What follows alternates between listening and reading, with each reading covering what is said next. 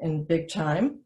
Anyway, I've posted some information about it on chat, which brings me to who I am. Number one, I'm Nancy Goldberg. I'm part of the leadership team of the League of Women Voters of Highland Park and Highwood. And I'm hoping, as a few people are just joining, that most of you, if not all of you, have some background or some experience with Zoom.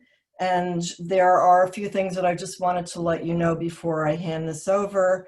One, everyone will be muted, and I've disallowed your being able to unmute yourself, except for the people who are speaking, who are in charge of the program. I would like to ask you if you would open your chat boxes and put them somewhere where you can see them. It'll be explained how we will use it. I do have, once you get that open, I do have one request, is that if you can type into it how you learned about the event, that would be helpful to us. Was it email or Facebook or friend or whatever? We are recording the event, so if you miss part of it, or it will be posted on our website within a few days. And I am going to repeat once more for people who just joined, to please open up your chat box and put it somewhere to the side, so that when the speaker shows her presentation, it's not that's not in the way, that your chat box isn't in your way of seeing it. And now I'm going to turn this over to our program chair, whose name is Barbara LePay, and she is unmuted. And oh, there's one other thing. It probably would be best for you to put your Zoom screen on speaker view, so that you can, if it's on speaker view, you would see me as the bigger screen right now, and then that will be the speakers that follow. Anyway, Barb, I'm handing it over to you. It's all yours. Thank you. Thank you.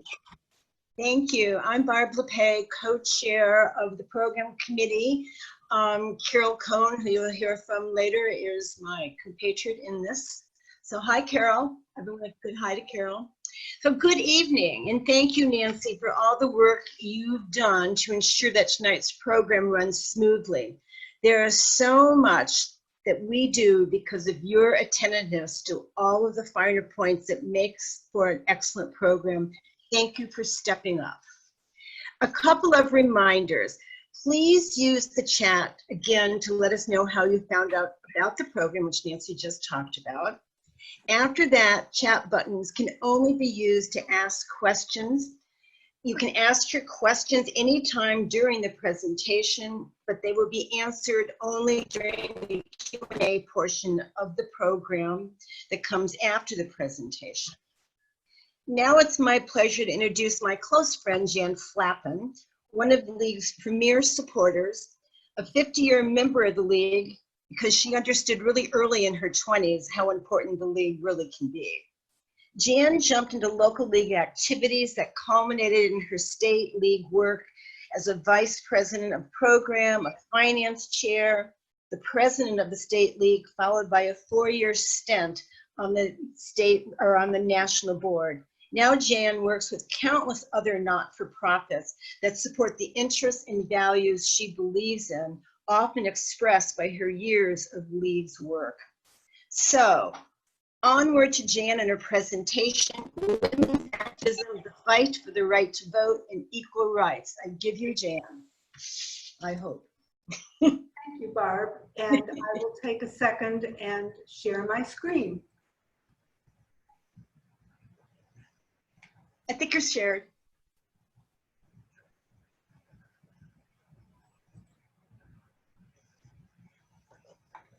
There we go.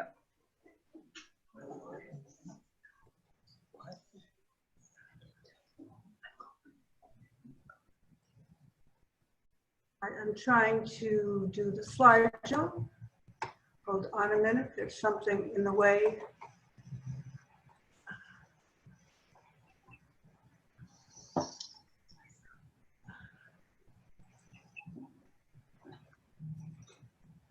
Okay. I'm very happy to be with you to celebrate 100 years of women voting and where our fight took us after we won the vote. Women have a long history of activism in the United States. During the Revolutionary War, women boycotted British goods, produced clothing and ammunition, nursed soldiers, served as spies, and even served in the army disguised as men. This is the legendary Molly Pitcher. She was probably a composite character based on several women who carried water to the troops, presumably in a pitcher, either for them to drink or to cool down the cannons. Some women continued the battle when their husbands were killed or wounded. As the country developed, it became clear that public life meant politics and the vote, and that meant men only. But American women were very interested in national and local issues, so they formed voluntary associations to work on various causes, and in the process, conceived a new idea of active citizenship. In the 1780s, the churches were disestablished, which means they were made separate from the state with no further state funding. As a result, women began raising money for churches and became active in church life. In the 1830s and 1840s, women began working on moral issues and abolition of liquor, of prostitution, and slavery. The slavery abolition movement gave the women much experience in public speaking and organizing, and in how the political system worked. It inspired an active women's rights movement in the 1840s, which led to the first Women's Rights Convention in 1848 in Seneca Falls, New York. And this is a drawing of the convention floor.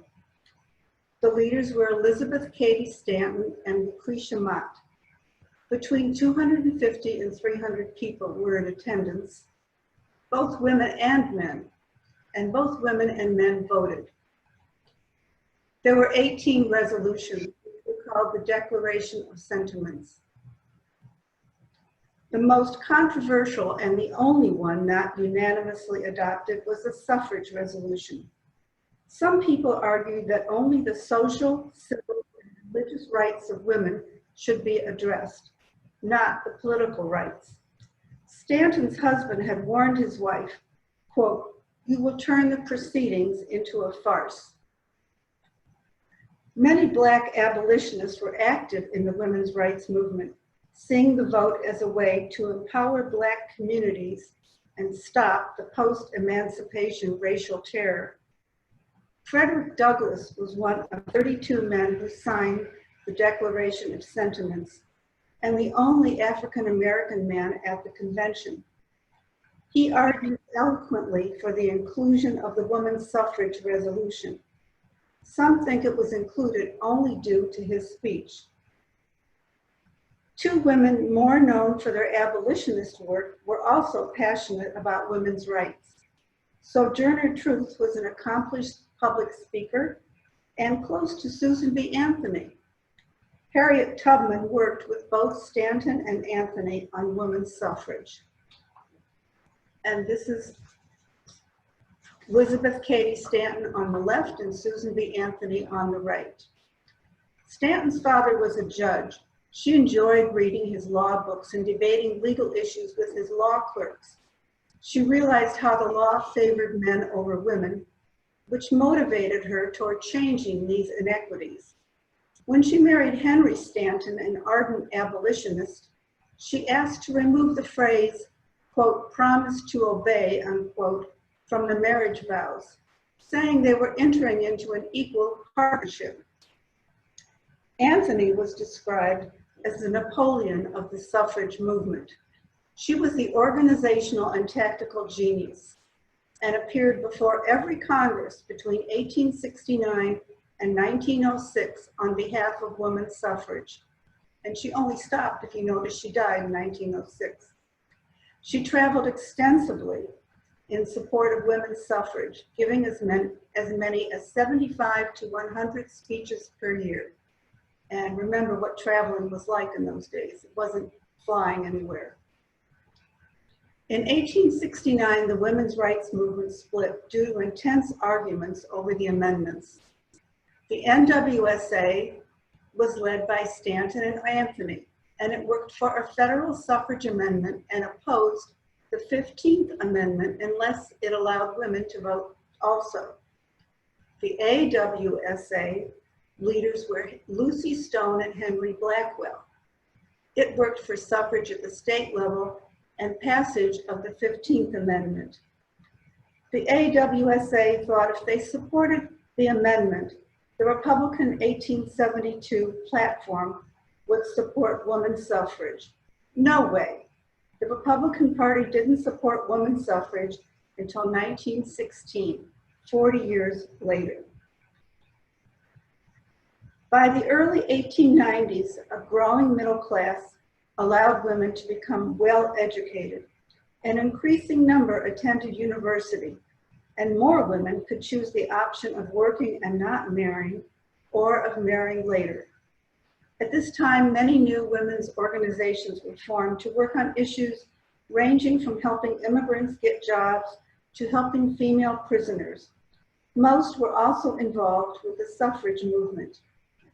I'll mention just a few of the national organizations: the General Federation of Women's Clubs, AAUW, YWCA, WCTU, which was the Women's Christian Temperance Union, NCJW, the National Council of Jewish Women, and ACW, the National Association of Colored Women, and which later became the NACW clubs, which was a combination of all the Black American women's clubs in the United States, or most of them. Also, settlement houses, our very own Hull House, started by Jane Addams. The clubs in Illinois were effective in pushing a variety of reforms: compulsory education, factory inspections, sweatshop regulations, and an end to child labor. In 1892, Illinois became the first state to limit work hours for women to 10 hours a day. This is a woman who was very active in, I lost a page here. This is Mary Church Terrell. She was very active in women's suffrage movement and an ardent abolitionist. She was a charter member of the NAACP, helped found the National Association of Colored Women, and served as its first national president. Terrell became friendly with Susan B. Anthony, which she described as a, quote, delightful, helpful friendship, unquote. She spoke at a national suffrage convention, which was received very well. She was invited back as an unofficial Black ambassador.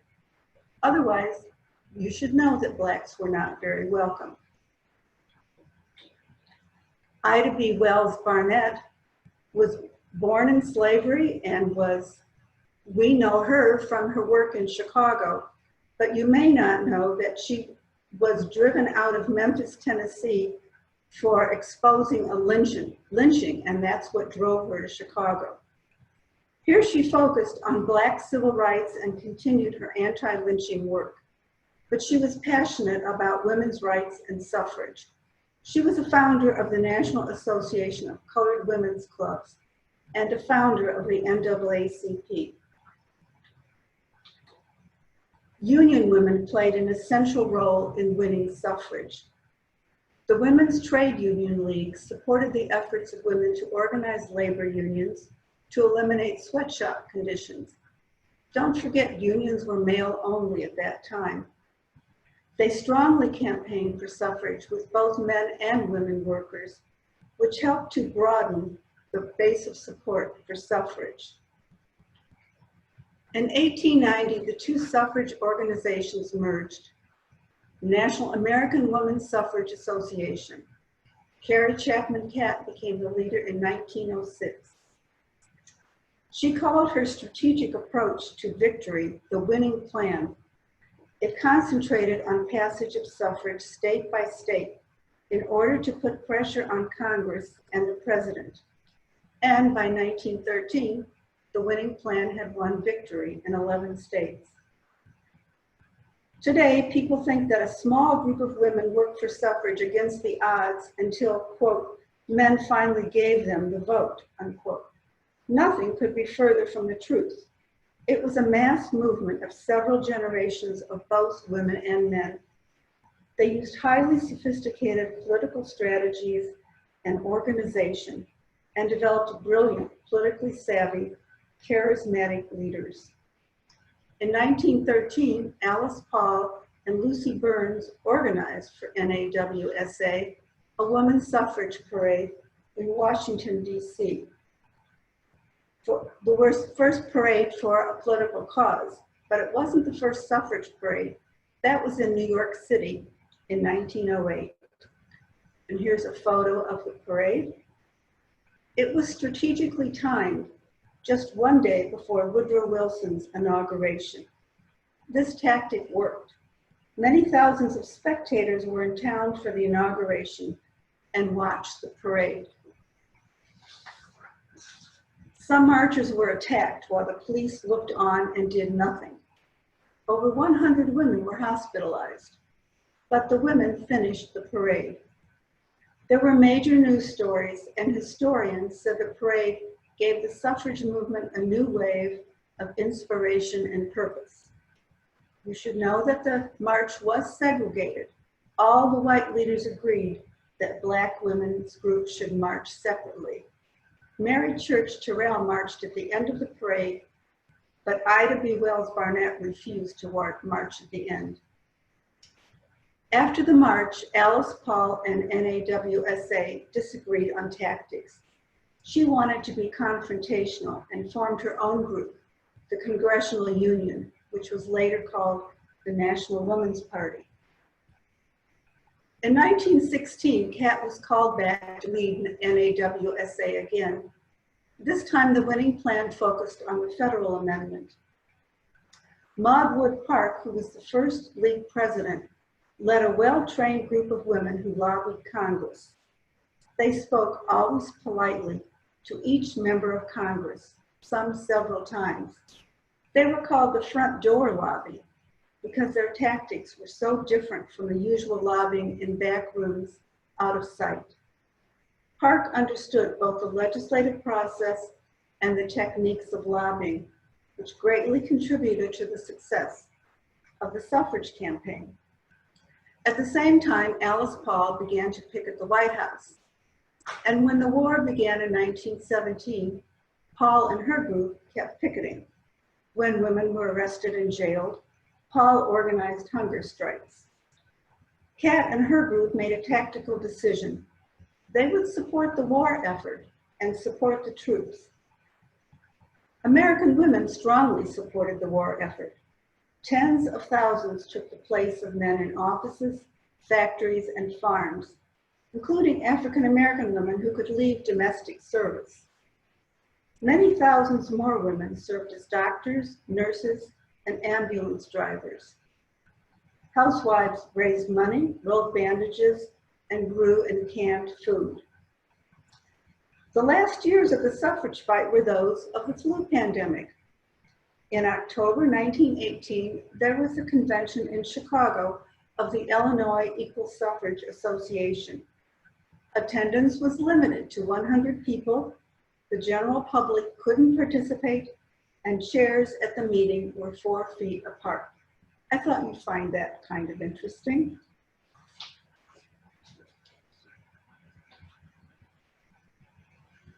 People saw that during the war, women had been incredibly valuable to American society. When the war ended, Cat could say truthfully that women had contributed much to the war effort and deserved the vote. Plus, many other countries had passed women's suffrage by then. And President Wilson couldn't say we'd fought to preserve democracy when half of our citizens couldn't vote. However, it took until the 1918 election, which brought new members of Congress who would finally pass the 19th Amendment. Hall and her group kept the issue in the public eye. Their activities made the effective and disciplined work of the NAWSA seem moderate and reasonable. Together, they succeeded sooner than either could have done alone.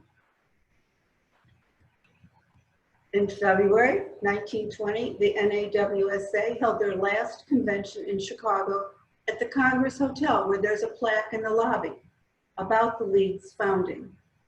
February 14th, they voted to change their name to the League of Women Voters. Carrie Catt knew victory was very close and wanted an organization to train women to be good citizens.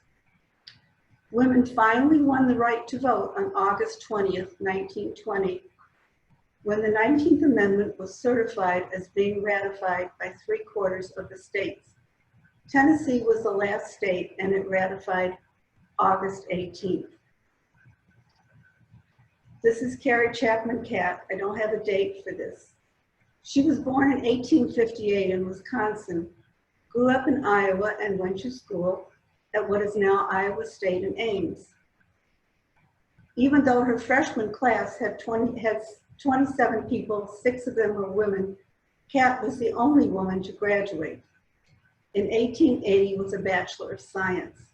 She worked as a law clerk, a teacher, then was the first woman superintendent of schools in Mason City, Iowa in 1885. Catt was one of the best known women in the United States in the first half of the 20th century. The suffrage movement built on women's past accomplishments and led to all the advances women enjoy today. So we won the vote. Does it make a difference when women vote? Catt and the women of her time thought that women would vote in large numbers and in a block for their rights and interests. Most women, however, if they voted at all, voted as their husbands did. It wasn't until the 1980 election, Reagan versus Carter, that women voted in large numbers differently than men. And that was the beginning of the gender gap, which persists to this day. Women have different interests and different life experiences than men, and when elected to public office, often have a different agenda than their male counterparts. Women legislators are more likely to offer bills on children, family, education, and social issues than their male colleagues. In the late 1960s, women used what they learned in working for the civil rights of others and began organizing about passing the Equal Rights Amendment and other women's rights legislation. Many laws discriminate against women and girls and were still enforced. Most women in the United States were living under English common law, which considered wives as part of their husbands with no independent legal rights. In some states, many states, married women had no right to their children, their earnings, their personal property, or their own personal liberty. Husbands had all control. And there was discrimination against single women also. For example, in Illinois, a single woman working and supporting herself couldn't get a loan from a bank to buy a house or condominium without the co-signature of her brother, her father, or another male relative.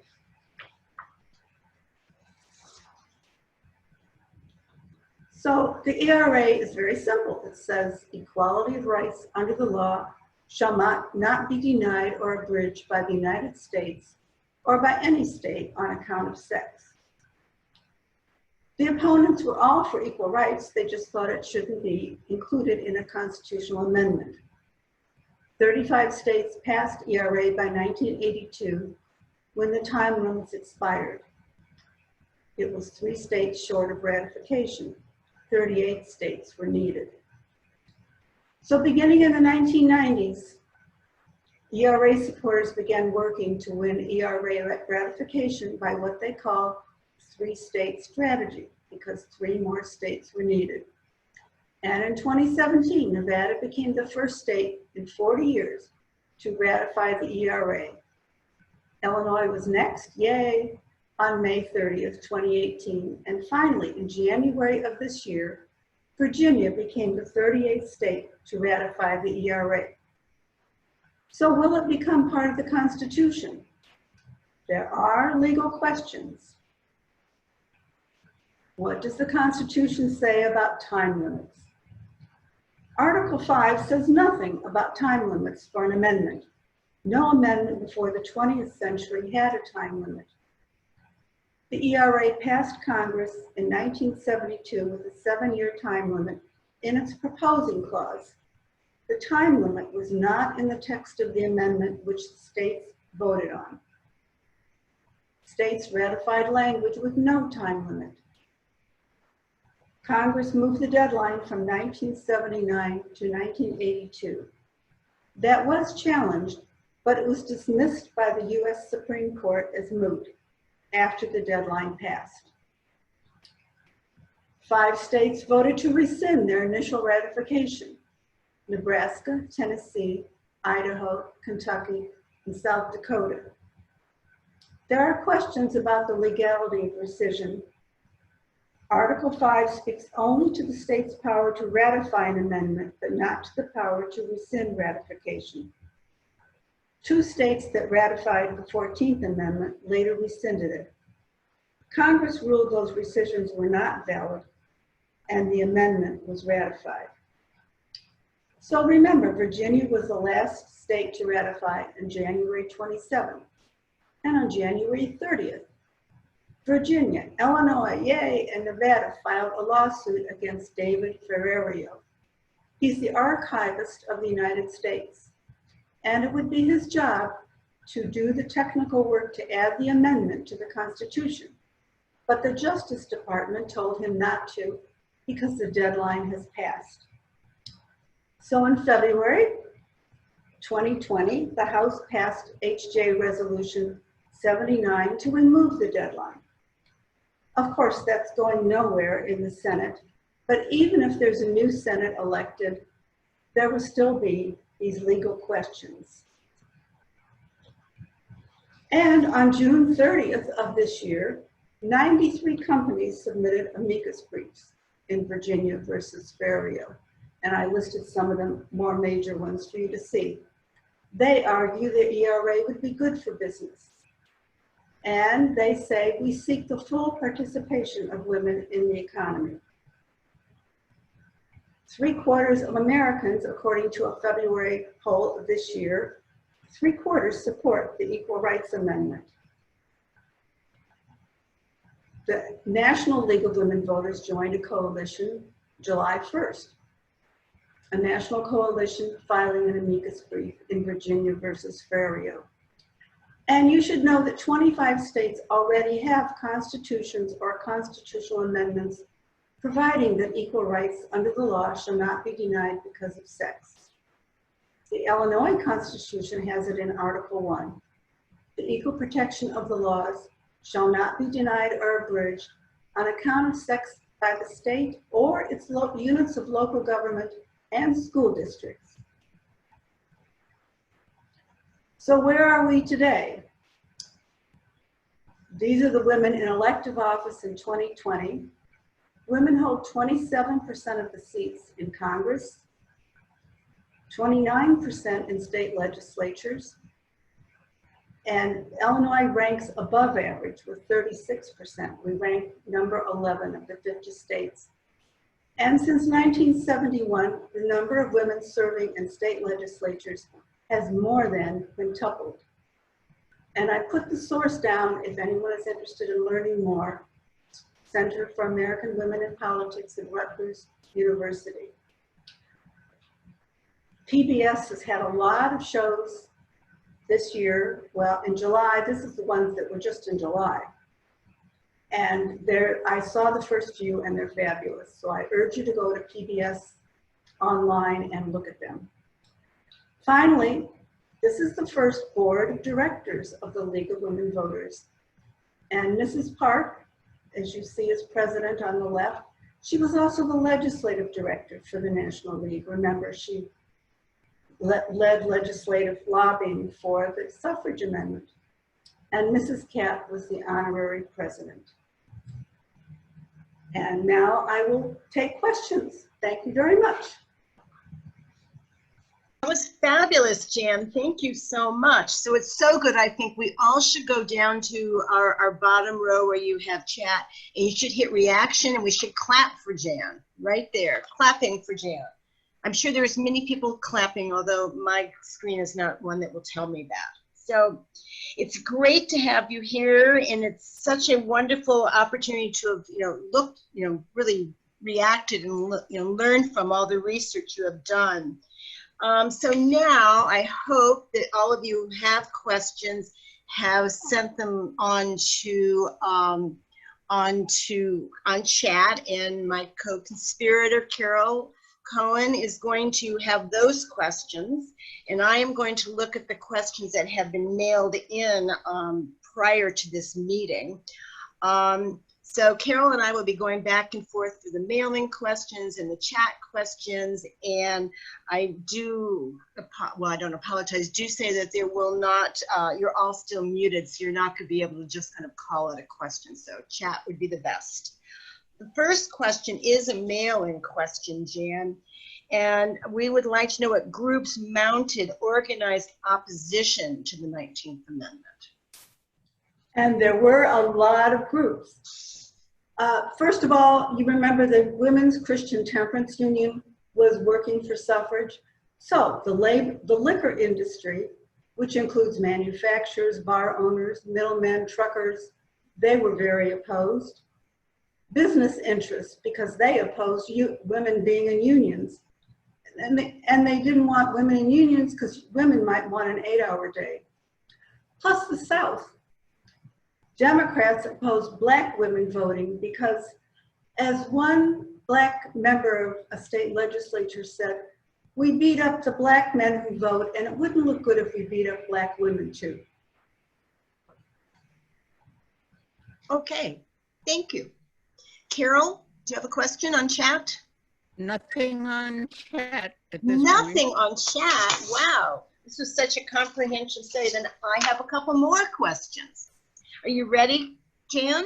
Sure. Okay, Congress elected in 1918. The Congress elected in 1918 passed the 19th Amendment. How was that Congress different from the ones that had refused to ratify? They were Republicans. Remember, the Democrats controlled the South then, and they didn't want blacks to vote. When Republicans were elected, they passed the 19th Amendment, and they stayed in power in the South. Well, they didn't stay in power in the South. The Democrats stayed in power in the South until, I don't remember if it was George Wallace or who, but in the 60s when the Civil Rights and the Voting Rights Acts were passed by Democratic majorities in Congress, then the South went Republican, but it was not Republican up until then. Wow. Okay. So did you cover this and I missed it? I don't know. Which was the last state to ratify the amendment? Mississippi in 1984. Wow. Okay, that was fast. Can you go backwards? What states did it at what time? No, that's all right. Yeah, I don't have that. So, I had it and I decided it was too much to learn, yes. Okay, so did the 19th Amendment guarantee the right to vote to all women? No, it didn't. First generation Asian Americans of all sexes were barred from citizenship until 1952. Congress granted citizenship to Native Americans in 1924, but some states barred them from voting until 1957. Huh. And remember, DC residents couldn't vote for president and vice president until 1964. The 23rd Amendment, passed in 1961, gave them the right to vote. And their vote helped Johnson defeat Barry Goldwater. Anybody remembers that far back? Plus, don't forget, generations of African Americans were intimidated from voting by poll taxes, literacy tests, and more. The 24th Amendment banned poll taxes, and it was ratified in 1964. The Voting Rights Act of 1965 prohibited racial discrimination in voting, but part of it was overturned in 2013 by Shelby County versus Holder. The effect of the Shelby County decision is that the jurisdictions identified by a coverage formula in the Voting Rights Act no longer need to seek pre-clearance of any changes in how people vote unless by a previous court order. And that's why we're seeing a lot of laws dealing with voter suppression being passed in many states that in the past would have needed pre-clearance. Plus, to date, citizens in U.S. territories do not have full access to federal voting rights and cannot vote for president. So a lot of people couldn't vote when the 19th Amendment was passed. Wow. Okay. Carol, I saw some questions coming in. Do you want to pass one out to Jan? Yes, and also a lot of accolades. People like the presentation. Yes. Jan, if the Senate allows, why would the ERA not pass? Well, it has 38 states, which is what it needed. But are they valid? The states, and I do have some information on the legal questions. So time limits. The most recent Supreme Court decision I could find, and maybe those lawyers among you can find others, but Coleman versus Miller in 1939 reaffirmed the power of Congress to fix a reasonable time limit for ratification, but also said that Congress may determine whether the amendment is valid because it's been ratified in a reasonable amount of time. The court called this decision a political question and said that Congress is uniquely equipped to make that decision because its full knowledge of the political, social, and economic conditions which have prevailed during the period since the submission of the amendment. The most recent amendment, the 27th, didn't have a deadline attached because it was passed by Congress and sent to the states for ratification in 1789. After 2 centuries without enough states ratifying, action resumed in the 1970s, and it was added to the Constitution in 1992. This is the one that says Congress can't, when they increase their salaries, it can't be for the current Congress, it has to be for those elected in the next term. And then rescission, that's a whole other issue. As I said, 5 states rescinded their votes. In 1981, the District Court of Idaho determined that Idaho did have the power to rescind its ERA ratification, which it did in 1977.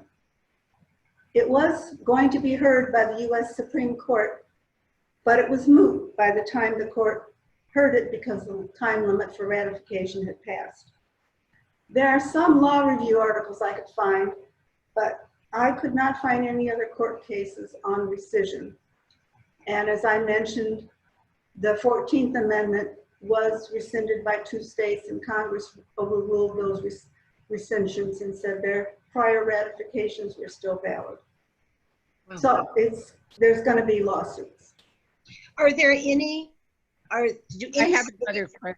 Oh, can I just do follow-up questions at a state? yes, sure. Is there any state that has it on their ballots this year, Jan? Do you know? Is there any state that hasn't? Is there any state that has hasn't ratified? Is there any state that has it on their ballot this year? Maybe you don't know. No, I doubt it. I mean, it's not. I'll tell you the states that didn't ratify. There are 12. And they're all states that you would think that wouldn't ratify, mostly from the South, except for 1. Alabama, Florida, Mississippi, Oklahoma, Arizona, Arkansas, Georgia, Louisiana, Missouri, North Carolina, South Carolina, Utah. So Utah's the only state that isn't a southern state, which I pointed out to my in-laws in Utah. Oh, wow. Okay. And the 5 states, again, that rescinded are Idaho, Kentucky, Nebraska, South Dakota, and Tennessee. And how do women vote in those states? I wonder what the percentage of women who would have not supported this. And it certainly may have changed. Those states that rescinded, the people in those states, the women in those states might want to vote for it. Who knows? But as far as I know, it's not been brought up. Okay, Carol. Okay, we have a question that asks you to hypothesize as to what the reaction would be to the members of the first board of directors of the League of Women Voters to the running of a Black female for vice president of the United States, as Joe Biden announced today. Kamala Harris, if you don't. I think they'd be thrilled, and they would probably say, why isn't she running for president? That's just my personal opinion. They were pretty strong women and pretty outspoken, so I think they would want a woman to be president.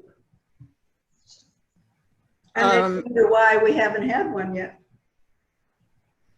But what changed between the time where they were marching separately according to race? Black. See, and I forgot she was Black. I was just thinking because she was a woman.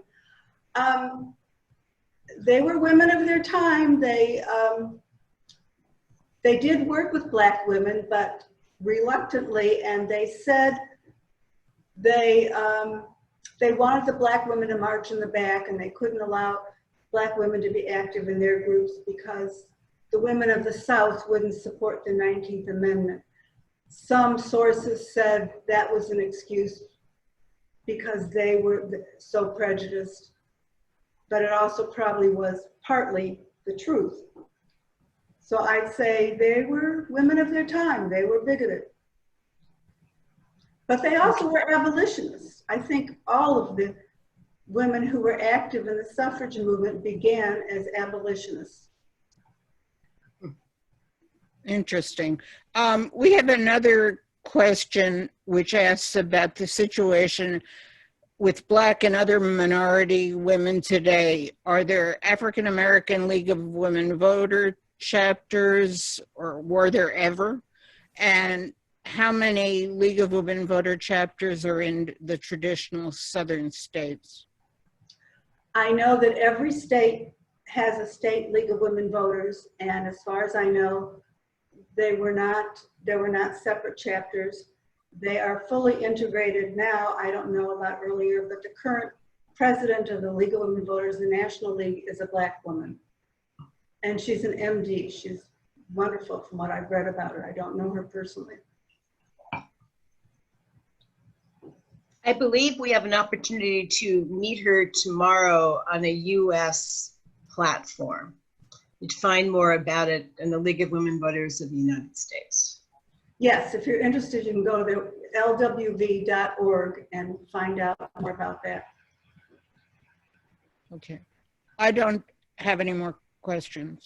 Okay, I have a couple of questions that have come in. One is, immediately after the passage of the amendment, did women start to run for office? Did it have an impact on, what was happening with women and the elected office? I do know that when I was president of the State League of Women Voters in Illinois, I did some research for the 80th anniversary of the League. And the first women who ran for office did run in the 20s after the amendment was passed. And they were all League of Women Voters members. And that's how they got involved in politics. And up till probably fairly recently, maybe even now, many women who run for office are League members because they learn about the political process through the League. Now, there are many other ways to learn about the political process now, but there weren't then. And for a long time, there weren't any other ways. So the final question that I think I have, I've lost it. Oops, I've lost it. I'm sorry. So what arguments are the corporations using for the amicus brief that you had talked about? Okay, I have that, hold on. They say they are all deeply committed to the principles of gender equality, diversity, and inclusion, and to the ERA as a means of advancing those goals. Quote, we seek full participation of women in the economy, a workforce that includes employees with different backgrounds and life experiences is essential for any business operating in a global economy and multicultural society. And the businesses tie the need for gender equality to the current COVID-19 pandemic. Quote, I thought that was interesting. The virus pandemic has exposed and exacerbated systemic gender inequities in our society and demonstrates now more than ever the need for the ERA in the US Constitution. It is painfully evident that the need for sex equality has never been greater, unquote. They also note the greater challenges facing women of color. These are major corporations that are saying this. So, can you give us some examples? They were in that. I'm sorry. That's okay. There we go. Okay. So these are the ones that were in the information I had, the major, they were just examples of technology, finance, et cetera, et cetera. And it's interesting, but some of the organizations such as US Soccer have faced criticism related to issues like gender pay equity. So it's interesting, they're part of this lawsuit. Do you have anything else you'd like to toss out?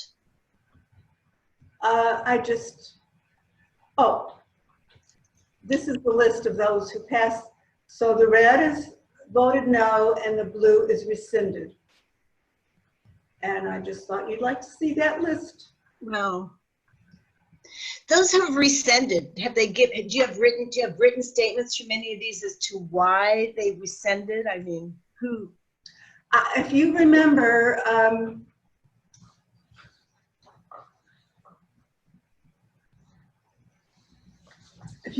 the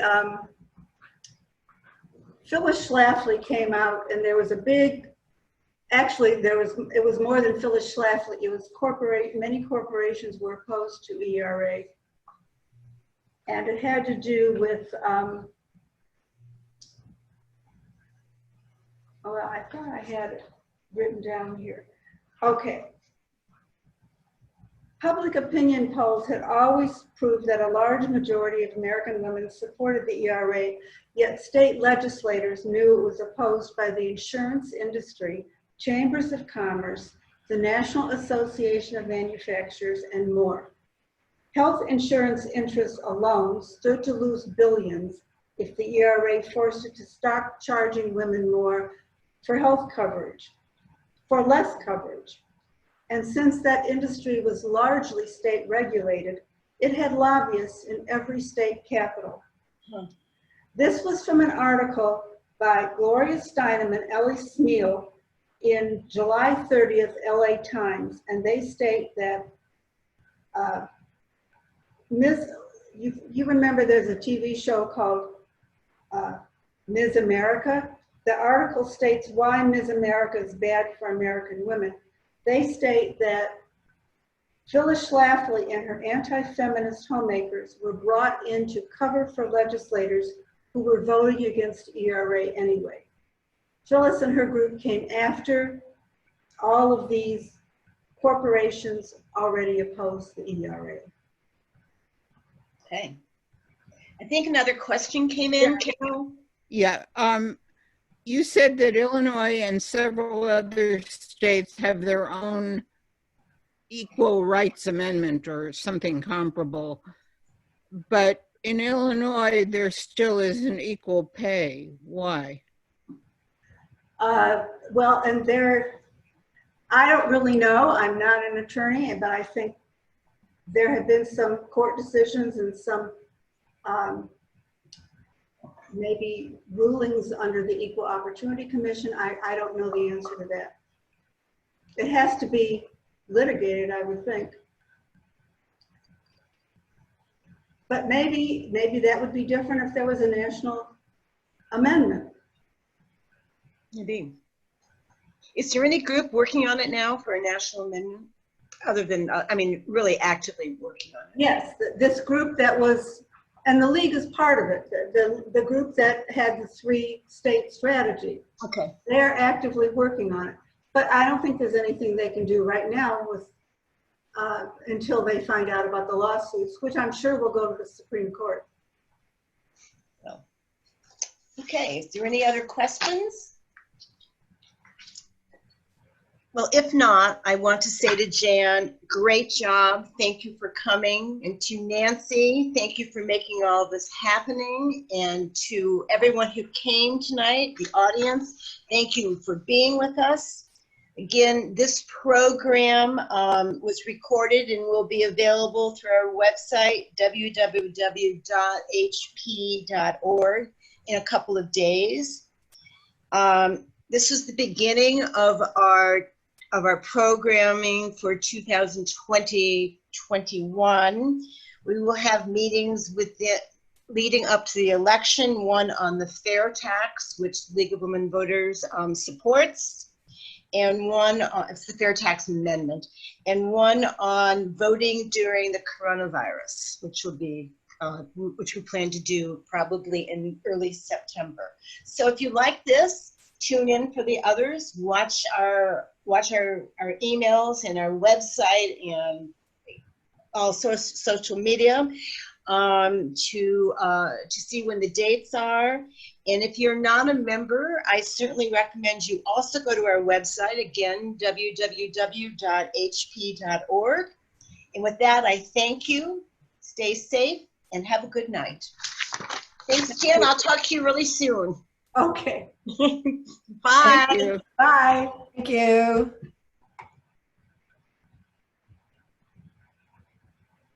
Hi. The website's LWVHP.org. Didn't I say that? No. Not quite, but close. Okay. Well, you know, I don't know the website. That's not my job. I checked with you. Okay. Well, you know, I'm going to write it 100 times on the blackboard. You don't have to. Bye, everybody. Bye. Thank you, Jen.